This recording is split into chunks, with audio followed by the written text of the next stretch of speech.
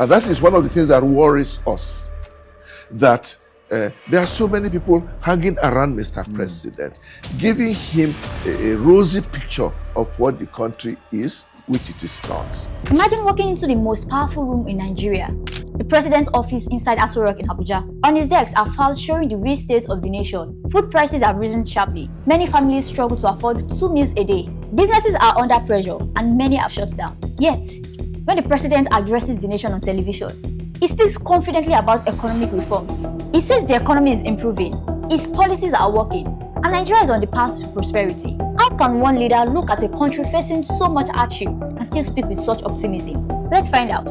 But before we continue, like and subscribe to our YouTube channel. 100 million people could have died yesterday. If they don't want him to know, he will not know. I can tell you for free, he will not know. This problem did not begin today. In most governments, a president relies on official ministers and advisors responsible for sectors such as agriculture, health, and finance. These officials are accountable through established government institutions. Alongside them, however, many administrations also have informal circle of trusted friends, relatives, political allies, or long-time associates. This group is often referred to as the kitchen cabinet. Although its members may not always hold the highest public offices, they often enjoy direct access to the president and can influence decision-making. The influence of informal advisors has existed in Nigerian politics for decades. During President Olusegun Obasanjo's administration, experienced technocrats, economists, and political advisors played significant roles in shaping economic reforms. While this helped speed up decision-making in some areas, critics argue that it also concentrated influence among a relatively small circle of trusted individuals. The risk of excessive concentration became especially visible during President Umaru Musa Yar'Adua's prolonged illness. As questions about his health grew, uncertainty surrounded who was making key decisions within the presidency. The period sparked a constitutional crisis that eventually led to the National Assembly invoking the doctrine of necessity to recognize Vice President Goodluck Jonathan as acting president. During President Muhammadu Buhari's administration, critics also argue that access to the president was tightly controlled by a small number of trusted aides and associates. Supporters viewed this as a normal administrative structure, while critics believed it limited the president's exposure to dissecting opinions. Similar concerns continue to be raised under President Bola Tinubu, with some analysts arguing that decision-making remains concentrated within a close circle of loyal advisors.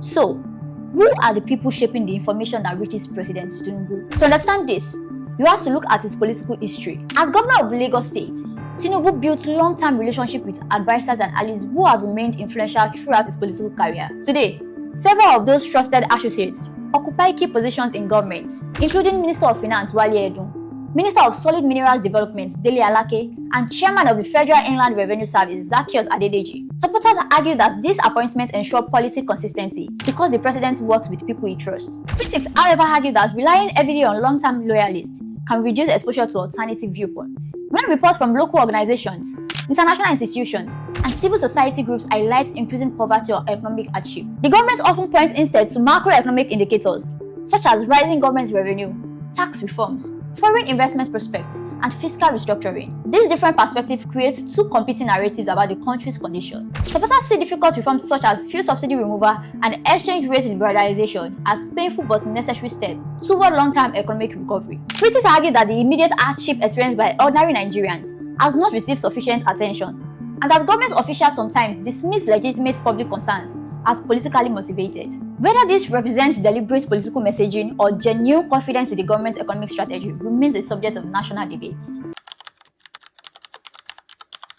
One notable example of this tension occurred when a delegation of Catholic bishops met with President Tinubu at Aso Rock. The bishops who serve communities across Nigeria expressed concern about the rising cost of living, worsening poverty, insecurity, and declining public confidence in national institutions. They urged the government to do more to address the challenges facing ordinary Nigerians. President Tinubu defended his administration's reforms, arguing that many of the economic difficulties were inherited and that the policies being implemented were necessary to build a stronger economy in the long run. He also encouraged religious organizations to continue supporting vulnerable citizens while government reforms took effect. The meeting later attracted public attention after details of the discussion became widely reported. Government officials criticized the disclosure of what they considered a private meeting, while many Nigerians viewed the exchange as evidence of growing public frustration with economic conditions. Regardless of where one stands politically, the episode highlighted the widening gap between how many citizens experience the economy and how the government explains its policies.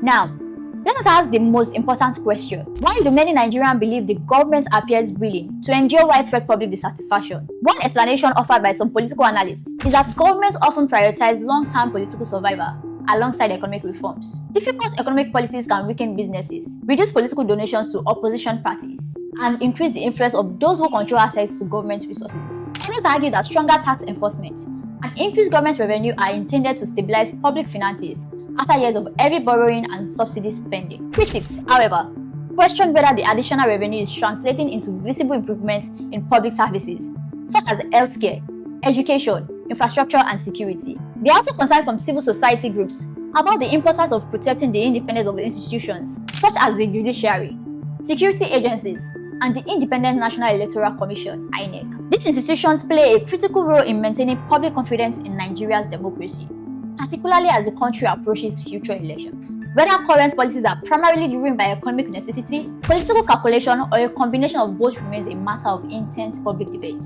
To conclude, the presidency depends on both formal institutions and trusted advisors to make decisions. The central question is whether those advisors are providing a complete picture of what Nigerians are experiencing, or whether differing perspectives are being filtered before they reach the president. History shows that the governments are strongest when they remain connected to the realities faced by ordinary citizens. Economic statistics may tell one story, but the daily experiences of families, workers, and business owners tell another. What do you think?